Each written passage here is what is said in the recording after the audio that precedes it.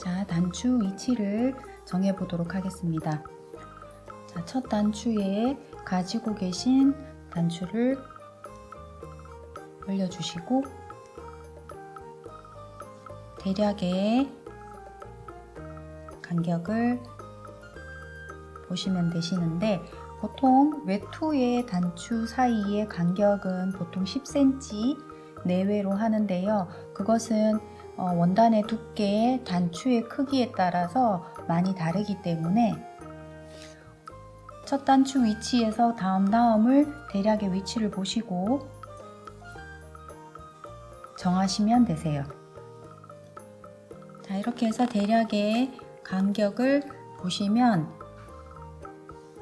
자, 저는 사이즈가 조금 작아서 7.5 정도 간격이 나오는데요. 7.5 정도 간격으로 단추를 좀 더 정확하게 맞춰 보시고 이렇게 하시면 되세요. 자, 단추가 3개밖에 없는 경우 외투는 조금 간격을 더 두셔도 되기 때문에 한 9cm 정도 이렇게 간격을 맞추셔도 되십니다. 자, 조금 느낌에 따라 요즘은 이렇게 개성 있게 하셔도 되시고요. 자, 단추를 조금 작은 사이즈를 가지고 계시다면, 자, 이렇게 올려주시고, 단추 크기가 조금 작다면 단추와 단추 사이를 큰 단추보다는 조금 좁혀서 하시는 게 좋으실 텐데요. 만약에 사이즈가 조금 작은 단추일 경우에는, 자, 지금 이 단추는 18mm 정도인데요. 이럴 경우에 저는 6.5 정도로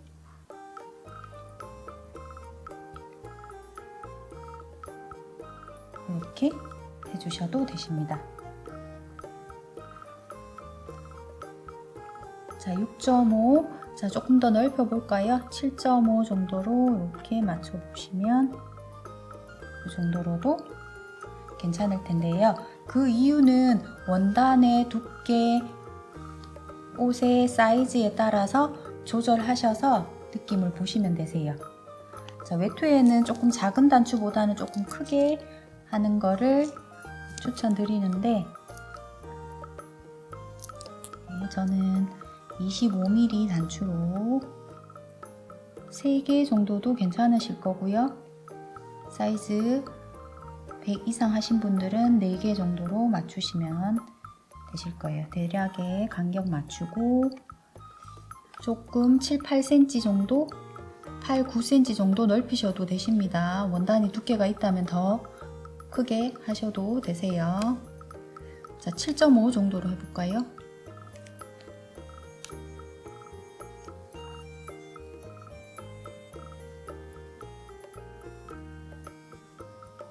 이렇게. 자, 이 아래쪽이 너무 많이 남지 않게 골고루 단추가 되게끔 배열하시면 되십니다. 자, 단추 크기, 원단의 크기, 옷의 사이즈에 따라서 첫 단추를 올려서 단추 간격을 맞추시면 가장 예쁜 간격을 정하시면 되십니다. 자, 이렇게 해서 펜으로 표시하신 다음에, 자, 이제 단추 구멍의 방향을 정하셔야 되시는데, 보통 블라우스나 셔츠 같은 경우 얇은 원단일 경우에는 단추 구멍을 세로로 하는 경우가 많고요. 외투인 경우 단추 구멍을 가로로 하시는 게 일반적인 경우예요. 자, 단추 중앙의 위치를 우리가 펜으로 표시해 주었는데요. 여기에서 단추의 중앙을 맞추어서 지름 끝에 여기를 표시해 주시면 되세요.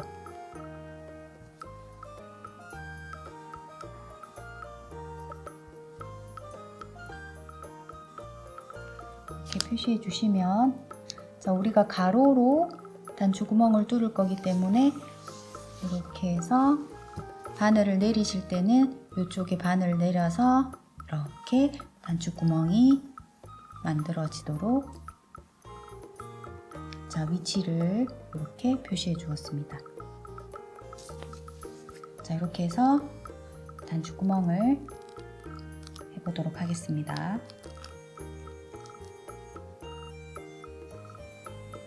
단추구멍을 만들어 보도록 하겠습니다. 먼저 준비하셔야 될 게 단추구멍 노루발인데요. 뒤쪽에 이렇게 밀어주신 다음에 단추를 딱 맞게 끼워주시고, 자, 이렇게 끼워주셔야지 내가 사용할 단추의 크기에 맞는 단추구멍을 만들기 위해서 정확하게 끼워주시고, 뒤쪽에 레버를 눌러서 기존의 노루발을 제거하신 다음에, 자, 일반적으로 노루발을 내렸다가 올렸다가 하실 때의 높이보다 조금 더 힘줘서 올리게 되면 노루발이 평소 높이보다 좀 더 위로 올라가게 되는데요. 이렇게 올리신 다음에 단추 노루발을 끼워서, 자, 잘 끼워졌는지 확인을 해 주시고, 자, 반드시 뒤쪽에 있는 노루발, 단추 노루발 센서를 이렇게 내려주셔서 완전히 내려서 확인해 주시고, 박음질 버튼 중에서 단추구멍 선택을 하시고, 자, 속도는 너무 빨리도 아니고 너무 천천히도 아닌 중간 정도에 맞춰 주시면 되세요. 중간 정도보다 조금 아직 처음이다 싶으시면 중간보다 약간 아래로 맞춰 주시고, 자, 역시 노루발을 좀 더 들어서 붓을 넣어 주시고,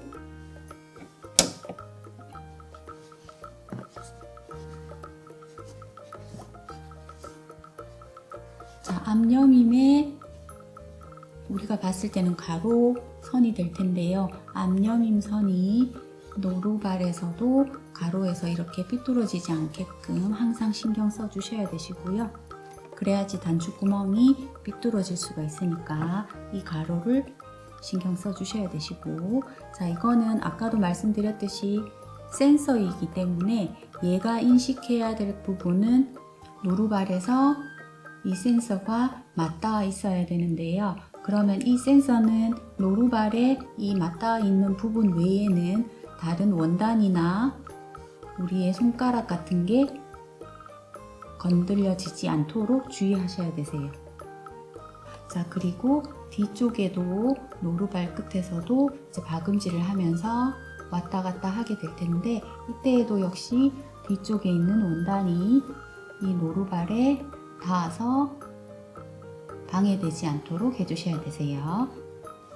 안쪽에 있는 시접이라든가 원단 자체의 두께, 원단의 질감 때문에 단추구멍 바느질이 조금 힘겨워할 수 있으니까 속도를 너무 빨리 설정하지 마시고, 자, 실 같은 경우에도 너무 길게 하지 않도록 해주시고, 자, 단추구멍을 할 때는 반드시 미실이 넉넉하게 있는지 확인하셔서 미실을 넉넉히 준비하셔서 시작하셔야 되십니다.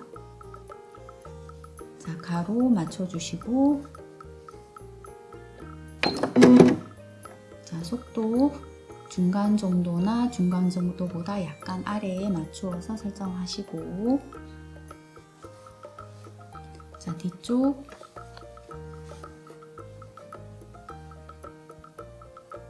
안전하게 공간 확보하시고,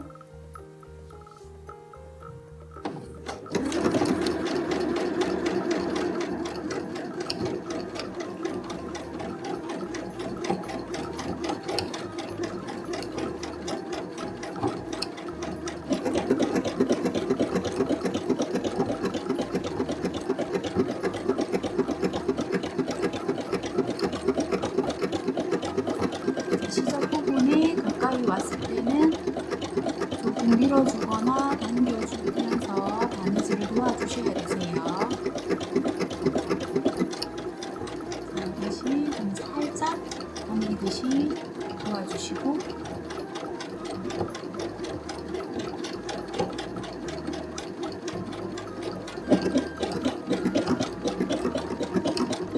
살짝 밀어주듯이 해주시고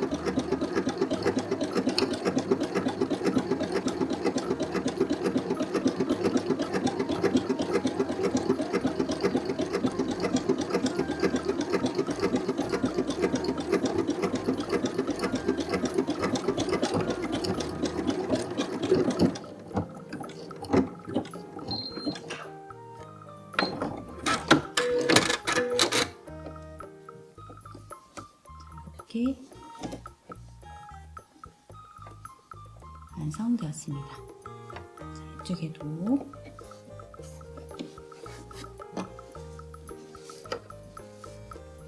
자, 시작점 바늘 내려오는 점에 맞추시고 역시 뒤쪽에 공간 확보하시고 센서에 원단이나 손이 닿지 않게 역시 주의하시고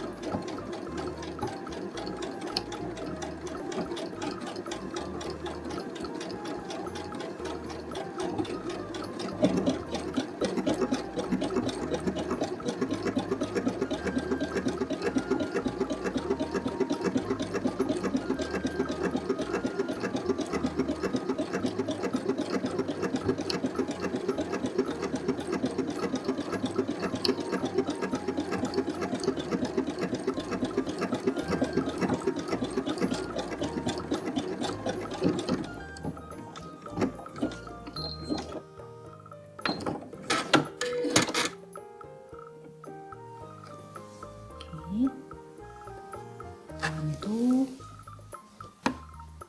자, 이번에는 주머니가 있어서 조금 신경을 써주셔야 되시는데 주머니가 있으니까 노루발에 아무래도 주머니 부분이 닿아서 노루발에 걸리는 경우가 있기 때문에 속도를 잘 보시고 한 땀 한 땀 바느질이 될 때 혹시 제자리에 박히지는 않는지 잘 지켜보셨다가 혹시 걸리는 게 있으면 조금 당겨주거나 밀어주면서 바느질을 도와주셔야 되세요. 주머니 있는 부분 시접이 두꺼운 원단일 경우 조금 더 신경을 써주셔야 되십니다. 잘 지켜보시고 제자리에 박히는 듯한 느낌이 들 때 당겨주거나 밀어주어서 바느질을 도와주셔야 되십니다. 자, 역시 시작점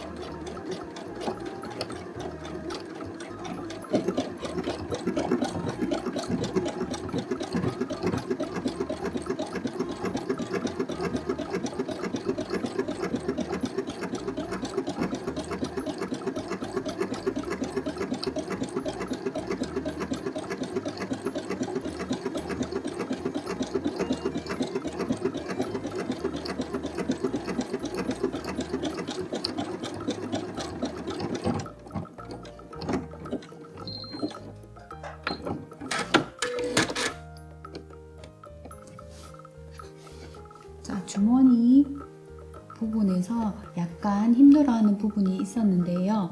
느끼셨을지 모르겠지만 약간 제자리에서 몇 단 박히는 거를 보고 제가 살짝 당겨주고 밀어주고 한 부분이 있는데요.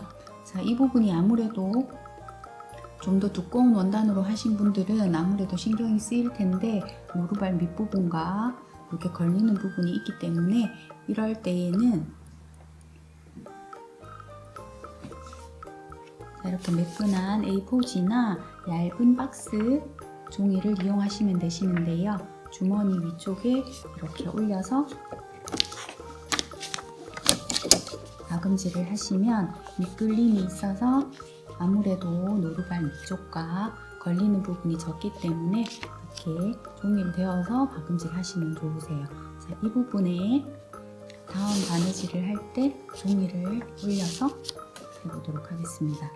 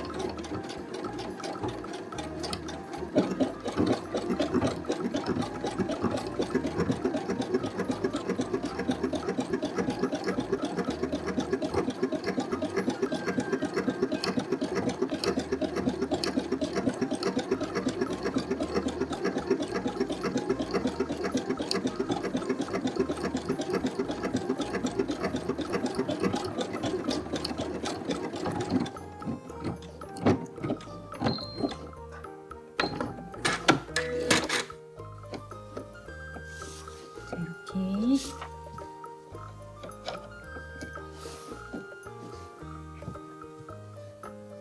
단추 구멍 만들기 해주었습니다. 자, 이렇게 단추 구멍을 하신 다음에 실을 정리해 주시고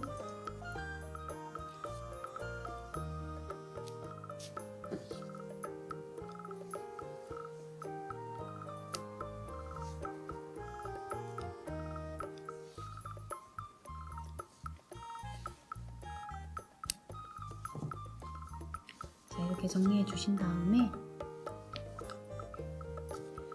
자, 단추 구멍을 뚫을 때는 자, 니퍼를 이용해서 이렇게 자, 단추 구멍의 끝점에 니퍼가 지나갈 수가 있으니까 이렇게 시티핀으로 이렇게 표시해 주신 다음에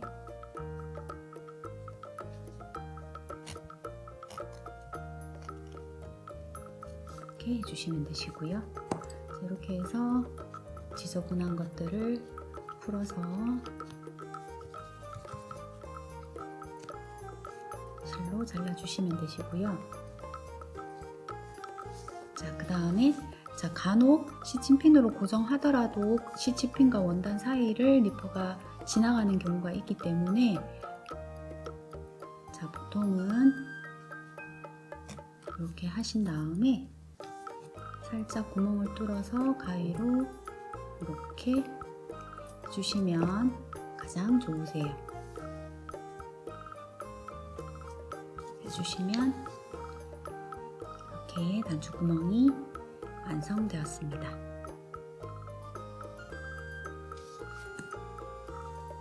이렇게 해서 옷을 편편하게 넣어주시고 곱선을 맞추어서 접어서 주신 다음에 위아래 맞추어서 단추 구멍의 가운데 부분을 이렇게 점을 찍어서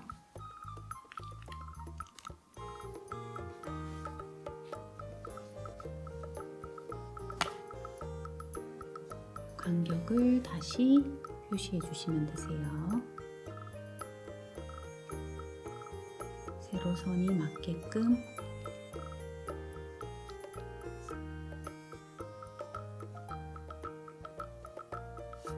이렇게 표시해 주신 다음에 자, 표시한 부분에 단추를 달아 주시면 완성되십니다.